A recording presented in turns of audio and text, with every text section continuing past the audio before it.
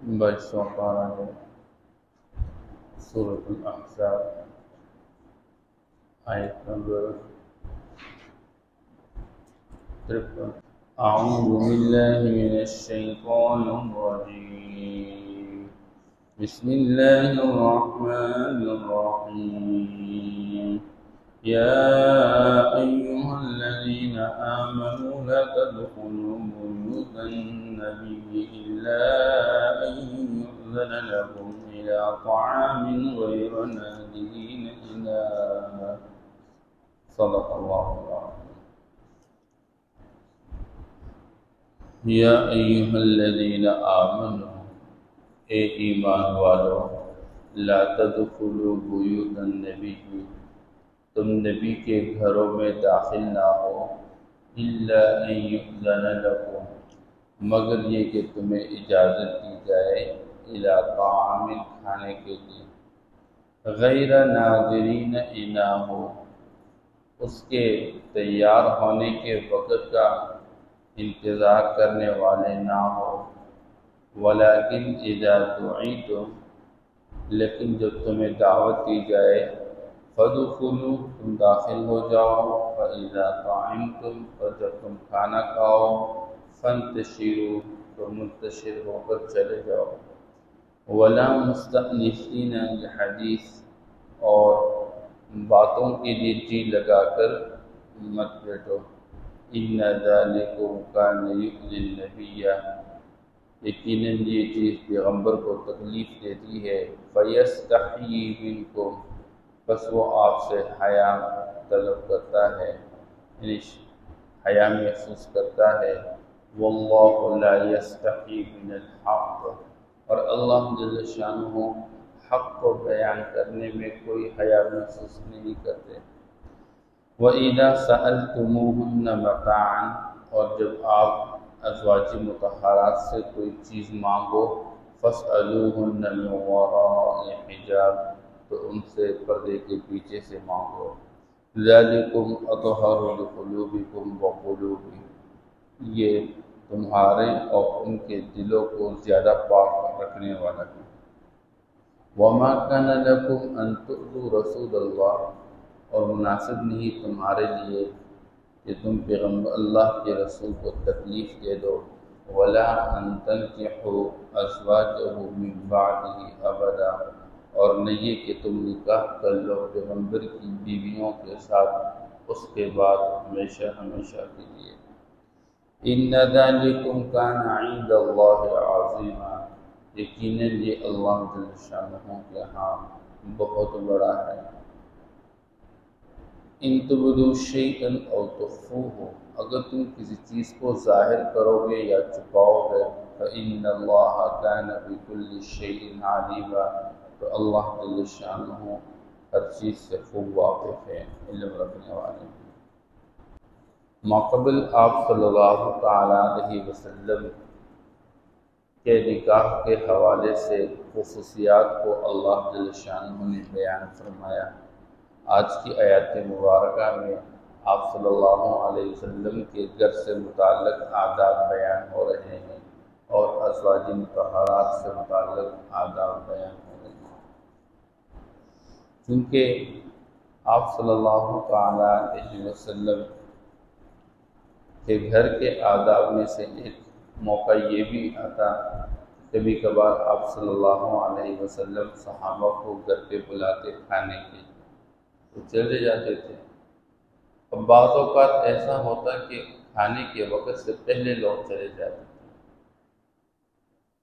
और फिर वहाँ पर खाने का इंतज़ाम करते तैयार होने का, और फिर बाज़ औक़ात खाना खाने के बाद आपस में बैठकर गपशपें लगाते, बातचीत करते रहते। तो अल्लाह जल्ल शानुहु ने यहाँ पर बयान फरमाया कि ए ईमान वालों, तुम पैगम्बर के घरों में दाखिल ना हो मगर ये कि तुम्हें इजाज़त दी जाए खाने के लिए। तो एक मसला ये बता दिया कि बग़ैर इजाज़त पैगम्बर के घर में दाखिल ना हो, क्योंकि उस ज़माने के अंदर घरों के इस तरह के दरवाजे नहीं होते थे जिस आज के ज़माने के हैं, और पर्दे भी इस तरह के नहीं होते थे। بلکہ بعض اوقات اس زمانے میں لوگ بغیر اجازت کے گھروں سے سیدھا داخل ہو جاتے تھے۔ آپ صلی اللہ تعالیٰ علیہ وسلم کے زمانے میں حضور حضرت عائشہ رضی اللہ تعالیٰ عنہ کے گھر میں تھے، اور ایک بندہ آیا، قبیلے کا سردار تھا، وہ سیدھا حضور کے گھر کے اندر چلا گیا۔ آپ صلی اللہ علیہ وسلم سے پوچھنے کہ یہ عورت کون ہے؟ حضور نے فرمایا یہ میری بیوی عائشہ ہے۔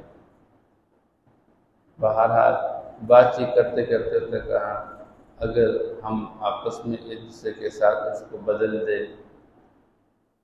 اب حضور پاک صلی اللہ تعالیٰ نے فرمایا یہ جائز نہیں ہے۔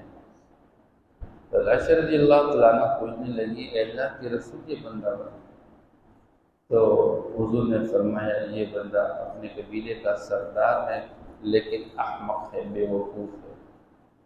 بہرحال اس زمانے کے اندر لوگ بعض اوقات بغیر اجازت کے، تو فرمایا کہ پیغمبر کے گھر میں بغیر اجازت کے داخل نہ ہو، اور یہ صرف پیغمبر کے گھر کے متعلق نہیں بلکہ حکم عام ہے، کسی بھی مسلمان کے گھر میں بغیر اجازت کے داخل نہ ہو۔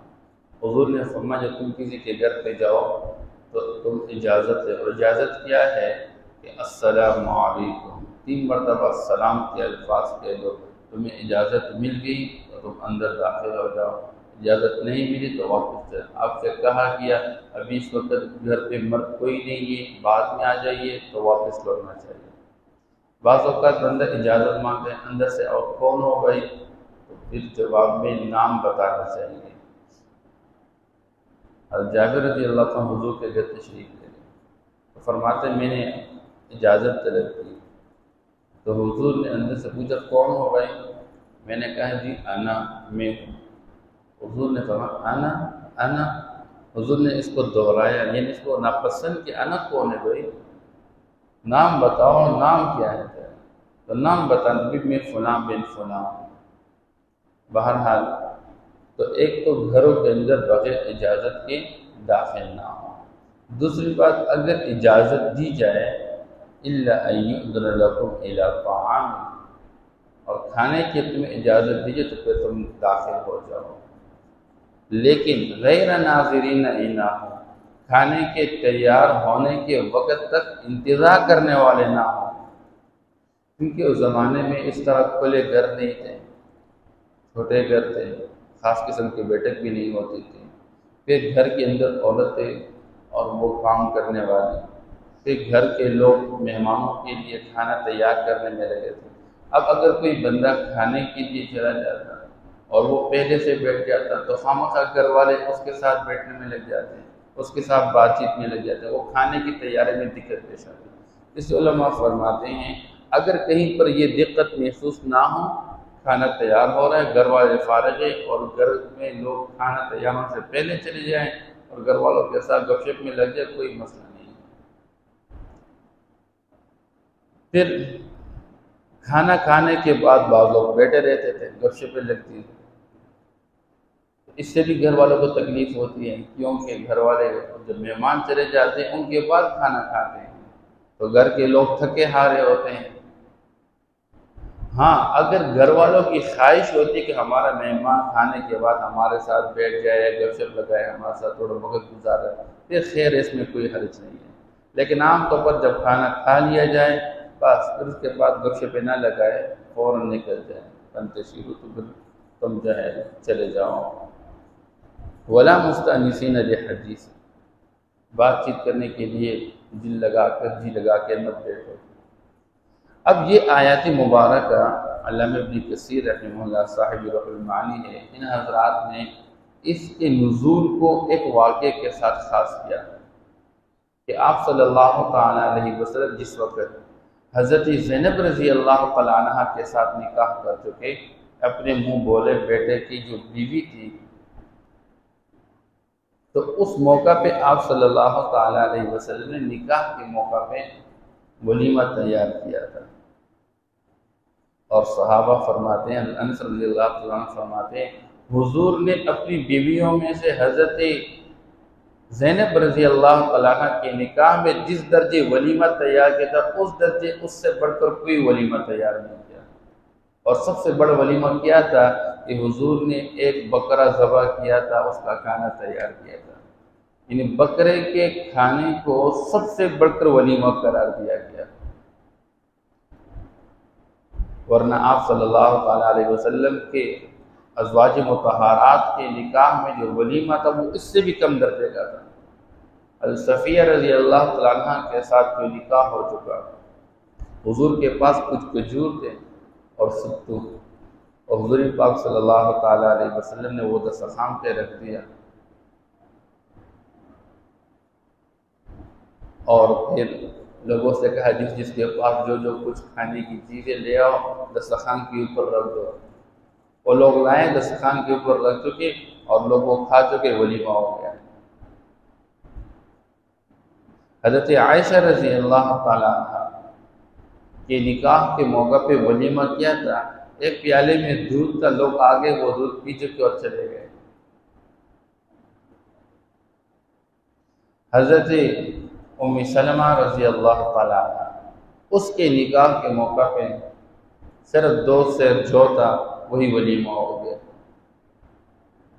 اب حضور کی زندگی کتنی آسان، امت کے لیے زندگی کتنی آسان، اور آج ہم نے ولیمہ اپنے لیے عذاب بنا کے رکھا ہوا ہے۔ اتنے تکلفات اور پرتکلف، اور جی یہ سنت ہے، آپ صلی اللہ تعالیٰ علیہ وسلم اپنی زندگی میں دکھایا اور سکھایا، اور صحابہ بھی اس طرح کے تھے۔ ایک مرتبہ عبدالرحمن رضی اللہ تعالیٰ نکاح کر چکے ہیں اور نکاح کے آسا کپڑوں پر ایک زردی سے رنگ نظر آ گیا، انہوں نے فرمایا یہ کیا ہے؟ اللہ کے رسول میں نے نکاح کیا ہے۔ حضور کو پتہ بھی نہیں نکاح ہو چکا ہے، معلوم ہو گیا نکاح میں ہر کسی کو بلانا بھی ضروری نہیں ہوتا ہے، ہمارے لوگ گلے شکوے کرتے ہیں مجھے نہیں بلایا۔ اب حضور سے بڑھ کر کون تھے صحابہ کے لیے؟ حضور نے فرمایا بھائی ولیمہ کر لو، اگرچہ بکری کیوں نہ ہو، بس حضور نے۔ تو آپ صلی اللہ علیہ وسلم کی زندگی بہت آسان، مختصر، اس لیے فرمایا سب سے برا کھانا وہ ولیمے کا کھانا ہے جس میں مالداروں کو بلایا جائے اور غریبوں کو چھوڑ دیا جائے۔ پھر کھانے کے آداب، اگر کوئی بندہ کہیں کوئی مدعو ہے، دعوت دی گئی ہے، آپ صلی اللہ تعالیٰ علیہ وسلم کے لیے ایک بندے نے کھانا تیار کیا تھا اور اپنے اس غلام سے اس نے کہا تھا کہ 5 بندوں کا کھانا تیار کرے، حضور کے ساتھ 4 بندے اور ہوں گے تو 5 بندوں کا کھانا تیار کرے۔ اب حضور کو دعوت دی، اب حضور تشریف لا رہے ہیں، ایک بندہ ایک اور بھی ان کے ساتھ مل گیا۔ جب ان کے دروازے پر پہنچے کہ حضور نے پیغام دیا بھئی ہمارے ساتھ ایک بندہ مزید اور بھی آیا ہے، اگر آپ کے کھانے میں گنجائش ہے ہم ان کو اپنے ساتھ لائیں، اگر آپ کی اجازت نہ ہو کھانا کم ہو ہم اس کو رخصت کر لیں۔ اس لیے فرمایا جو کوئی دعوت میں بغیر بلائے بن بلائے آ گیا تو ایسا ہے دخل سارقا وخرج مغیرا، یہ چور بن کر داخل ہو جاتا ہے اور ڈاکو بن کے نکل جاتا ہے۔ تو بغیر کسی کے دعوت کے کھانے میں شریک ہونا یہ مناسب نہیں ہے۔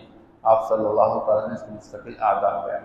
تو یہ حضرت زینب رضی اللہ تعالیٰ عنہ کے نکاح کے موقع پر ولیمہ تھا اور لوگ پہلے سے آگے تھے اور گھر چھوٹا سا تھا، اس سے جس کمرے میں دعوت ہے وہیں پر حضرت زینب رضی اللہ تعالیٰ عنہ پردہ ڈال کے دیوار کی طرف منہ کر کے بیٹھی ہوئی تھی۔ اب لوگ کھانے سے فارغ ہو آپس میں بات چیت کر رہے ہیں، اللہ کے رسول باہر چلے گئے پھر اندر آ گئے۔ حضور پاک صلی اللہ علیہ وسلم کو تکلیف ہو رہی تھی لیکن حضور پاک صلی اللہ علیہ وسلم حیادار ہیں۔ صحابہ فرماتے ہیں دوشیزہ نوجوان باحیا لڑکی کے اندر جس درجے حیا ہوتی ہے اس سے زیادہ حضور کے اندر حیا تھی، اپنی زبان سے کچھ نہ کہہ سکے، دل میں تکلیف محسوس کرے کب یہ لوگ نکل جائیں۔ تو اللہ جل شانہ نے آیت نازل فرماتے ہیں، اللہ فرماتے ہیں اللہ حق کو بیان کرنے سے حیا محسوس نہیں کرتے ہیں، واللہ لا یستحی من الحق۔ تو ایک حکم تو یہ بتایا گیا، دوسرا وَإِذَا سَأَلْتُمُوهُنَّ مَتَاعًا فَاسْأَلُوهُنَّ مِنْ وَرَاءِ حِجَابٍ، جب تم ازواج مطہرات سے کوئی چیز مانگو اور گھر پہ چلے جاؤ تو اے میرے پیغمبر کے صحابہ تم نے پردے کے پیچھے سے کوئی چیز مانگی ہے، بس یہ نہیں کہ عورت کے سامنے جا کے کوئی چیز مانگے۔ اور اللہ فرماتے ہیں ذالکم اطہر لقلوبکم وقلوبہن، یہ تمہارے دلوں اور ان کے دلوں کو پاک رکھنے کے لیے سب سے بڑھ کر چیز ہے۔ اب صحابہ سے بڑھ کر کون پاک ہو سکتا ہے؟ ازواج مطہرات سے بڑھ کر کون پاک ہو سکتی ہیں؟ جب ان کو یہ ادب بتایا گیا کہ بغیر پردے کے کوئی چیز نہ مانگنا، تو پھر آج کے مسلمان کو کس درجے یہ حق حاصل ہے کہ بغیر پردے کے کسی عورت کے ساتھ بات چیت کرے؟ یا کوئی عورت، مرد آیا دروازے پہ اور عورت فوراً نکل جائیں بغیر پردہ کے؟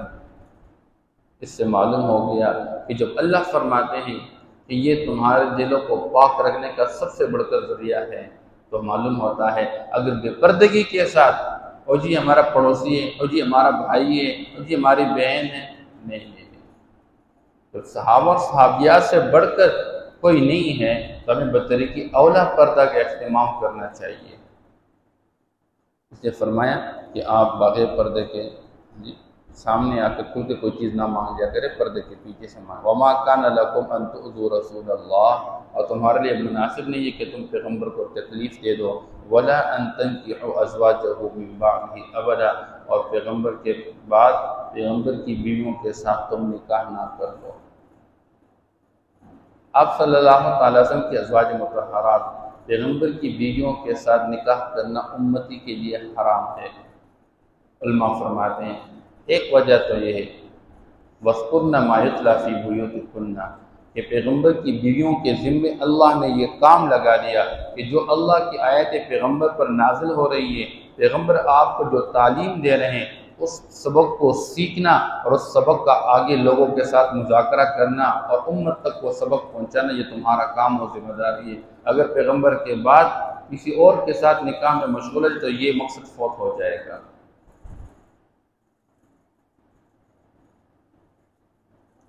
اور پھر دوسری بات یہ تھی کہ آپ صلی اللہ تعالیٰ علیہ وسلم پر اللہ نے آیت نازل فرمائی کہ اپنی ازواج مطہرات کو بتا دیجئے اگر تمہیں دنیا کی چیزیں چاہیے آؤ، میں تمہیں ساری چیزیں دے کے رخصت کر لیتا ہوں، اور اگر تمہیں اللہ اس کا رسول چاہیے تو تم قناعت کا مظاہرہ کرتے ہوئے، صبر کرتے ہوئے، بس اللہ اس کے رسول کو حاصل کرنے کے لیے پیغمبر کے ساتھ یہ زندگی گزاریں، آپ کے لیے اجر عظیم ہے۔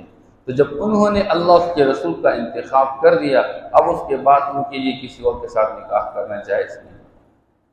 تیسری چیز علماء فرماتے ہیں الانبیاء احیاء فی قبورہم یصلون، انبیاء علیہ السلام اپنے قبروں کے اندر زندہ ہوتے ہیں اور نماز پڑھتے رہتے ہیں۔ تو پیغمبر پر ظاہر کے اعتبار سے طبعی طور پر اللہ کا یہ جو وعدہ ہے قرآن کا کل نفس ذائقۃ الموت، پیغمبر پر دنیا کے اندر ظاہر کے اعتبار سے طبعی موت تو طاری ہوتا ہے، لیکن پیغمبر قبروں میں زندہ رہتے ہیں، اس لیے آپ صلی اللہ علیہ وسلم فرماتے ہیں میرے قبر کے پاس کوئی آ کے درود پڑھتا ہے میں اس کو براہ راست سنتا ہوں، اور جو کوئی دور سے درود پڑھتا ہے تو وہ میری طرف بھیج دیا جاتا ہے، فرشتہ لے کر اس کو حال پہنچا دیتا ہے۔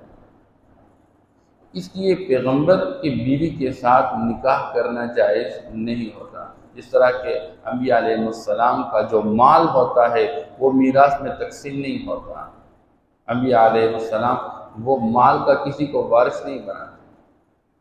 اسے بعض لوگ غلط فہمی میں مبتلا ہے، وہ جی فاطمہ رضی اللہ تعالیٰ عنہ کا جو باغ کا میراث اس کو نہیں لیا گیا، حالانکہ جس باغ کے بارے میں بات کی جاتی ہے وہ باغ حضور نے اپنی زندگی میں حضرت فاطمہ رضی اللہ عنہ کو نہیں دیا۔ تو بہرحال نبی کی بیویوں کے ساتھ نکاح کرنا جائز نہیں ہے، اس لیے بعض لوگ منافقین میں سے تھے، وہ کہتے تھے او جی میں فلاں ازواج مطہرات میں سے فلاں کے ساتھ وضو کے بعد جو نکاح کروں گا، بلکہ حضرت طلحہ رضی اللہ تعالیٰ عنہ ان کی خواہش تھی حضرت عائشہ رضی اللہ تعالیٰ عنہ کے ساتھ نکاح کرنے کا، اور ان کی زبان سے مطلب اس کا اظہار بھی ہو گیا تھا حضور کے دنیا سے جانے کے بعد میں حضرت عائشہ سے نکاح کروں گا، یہ ان کا جزاد بھائی تھا۔ لیکن جب اللہ نے یہ آیت نازل فرما دی وَلَا أَن تَنكِحُوا أَزْوَاجَهُ مِن بَعْدِهِ أَبَدًا کہ آپ کے لیے نکاح جائز نہیں، تو پیغمبر کے بعد پیغمبر کی بیویوں کے ساتھ ہمیشہ کے لیے انہوں نے توبہ استغفار کر دیا اور پھر یہاں تک کہ اس کے عوض میں انہوں نے ایک پیدل حج بھی کر دیا اور ایک غلام بھی آزاد کر دیا۔ تو میری زبان سے جو نکلی ہوئی بات جو اللہ کی منشا کے خلاف، حالانکہ ابھی آیت نازل نہیں ہوئی تھی، اس سے پہلے اس بات کا انہوں نے اظہار کیا، لیکن اس درجے انہوں نے یہ اپنا ایک نیک عمل اللہ کے سامنے پیش کیا تاکہ زبان سے نکلی ہوئی بات وہ معاف ہو جائے۔ ان ذالکم کان عند اللہ عظیما، یہ اللہ کے یہاں بہت بڑی بات ہے۔ ان تبدوا شیئا او تخفوه، یاد رکھو تم کسی چیز کو ظاہر کرتے ہو یا تم کسی چیز کو چھپا کے کرتے ہو، یعنی تمہارے دلوں میں پیغمبر کی بیویوں کے ساتھ نکاح کرنے کا ارادہ ہے یا تم بات چیت کرتے رہتے ہو پیغمبر کی عدم موجودگی میں، تو یاد رکھو اللہ ہر ایک سے جاننے والے ہیں۔ فإن اللہ کان بکل شیء علیما، اللہ ہر چیز سے خوب واقف ہے اور اس کا علم رکھنے والے ہیں۔ تم یہ نہ کہو کہ یہ کسی کو پتہ نہیں چلتا، اللہ جانتے ہیں ساری باتیں، تمہارے دلوں کے اندر کیا باتیں، تم زبان سے کیا باتیں کرتے ہو، اللہ سب کچھ جانتے ہیں۔ یا ایہا الذین آمنوا لا تدخلوا بیوت النبی، اے ایمان والو تم داخل نہ ہو پیغمبر کے گھروں میں، الا ان یؤذن لکم، مگر یہ کہ تمہیں اجازت دی جائے، بغیر اجازت کے داخل نہ ہو، الی طعام، کھانے کے لیے، غیر ناظرین اناء، اس کے تیار ہونے کے وقت تک انتظار کرنے والے نہ ہو، یعنی داخل ہو جاؤ اس حال میں کہ تم ان کے کھانے کے تیار ہونے کے منتظر نہ ہو۔ ولیکن اذا دعیتم، لیکن جب تمہیں دعوت دی جائے، فادخلوا، تو تم داخل ہو جاؤ، فإذا طعمتم، بس جب تم کھانا کھا چکو، فارغ ہو چکو کھانے سے، فانتشروا، تو منتشر ہو جاؤ، پھیل جاؤ، ولا مستأنسین لحدیث، اور باتوں کے لیے جی لگا کر نہ بیٹھو۔ ان ذالکم کان یؤذی النبی، یقیناً یہ بات پیغمبر کو تکلیف دیتی ہے، ویستحیی منکم، پس وہ تم سے حیا محسوس کرتا ہے، واللہ لا یستحیی من الحق، اور اللہ جل شانہ حق بیان کرنے سے حیا محسوس نہیں کرتے۔ وَإِذَا سَأَلْتُمُوهُنَّ مَتَاعًا، اور جب تم ازواج مطہرات سے کوئی چیز مانگو، فَاسْأَلُوهُنَّ مِنْ وَرَاءِ حِجَابٍ، پس تم مانگو پردے کے پیچھے سے، ذَلِكُمْ أَطْهَرُ لِقُلُوبِكُمْ وَقُلُوبِهِمْ، یہ تمہارے اور ان کے دلوں کو زیادہ پاک رکھنے والا ہے۔ وَمَا كَانَ لَكُمْ أَن تُؤْذُوا رَسُولَ اللَّهِ، اور تمہارے لیے مناسب نہیں کہ تم تکلیف پہنچاؤ اللہ کے رسول کو، وَلَا أَن تَنكِحُوا أَزْوَاجَهُ، اور نہیں کہ تم نکاح کر لو اس کی بیویوں کے ساتھ، من بعدہ، پیغمبر کے بعد، ابداً، ہمیشہ ہمیشہ کے لیے۔ ان ذالکم کان عند اللہ عظیما، یقیناً یہ اللہ جل شانہ کے ہاں بہت بڑی بات ہے۔ ان تبدوا شیئا او تخفوه، اگر تم کسی چیز کو ظاہر کرتے ہو یا چھپاتے ہو، فإن اللہ کان بکل شیء علیما، لیکن اللہ جل شانہ ہر چیز سے خوب واقف ہے۔ صدق اللہ۔